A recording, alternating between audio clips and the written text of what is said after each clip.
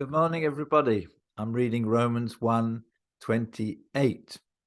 And since they did not see fit to acknowledge God or consider him worth knowing, God gave them over to a depraved mind to do things which are improper and repulsive. Amen. It seems to me this is a clear description of our own UK society and culture.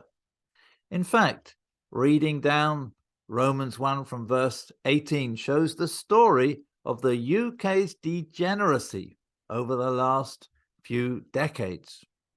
This morning, we woke up to the news that a teacher who misgendered a pupil has been banned permanently, it seems, from the teaching profession. What did he do? In his maths lesson, he said, "Well done, girls," forgetting that one of the girls in the group believes she is a boy. Reportedly, it was not even deliberate, and he immediately apologized. The teacher is a Christian. He is also accused of, quote, expressing his views against gay marriage when questioned by a pupil. Just a few weeks ago, our own King Charles was handed a Bible during his coronation. He was told publicly, with millions of people listening worldwide, this book is the most valuable thing that this world affords. Here is wisdom. This is the royal law. These are the lively oracles of God. These are the very living words of God.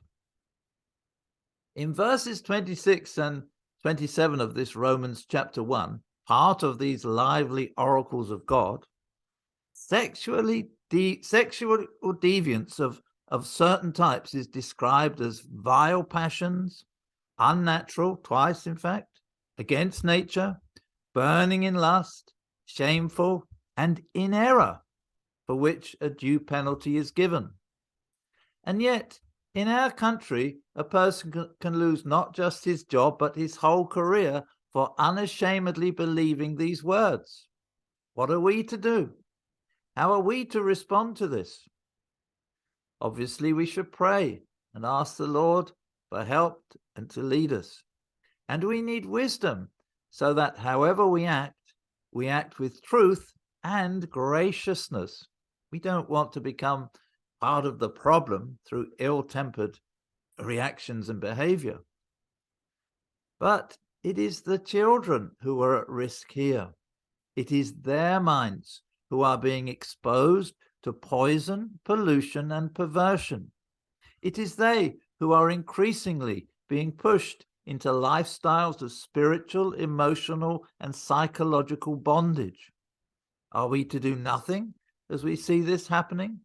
Should we just be praying? Or should we be writing letters or speaking out in other ways? At a time which is not dissimilar to our own, Paul the Apostle spoke out clearly and boldly as he wrote about these things to the Romans, the Corinthians, and to Timothy. Perhaps, in particular, people of my age can speak out boldly when opportunity arises.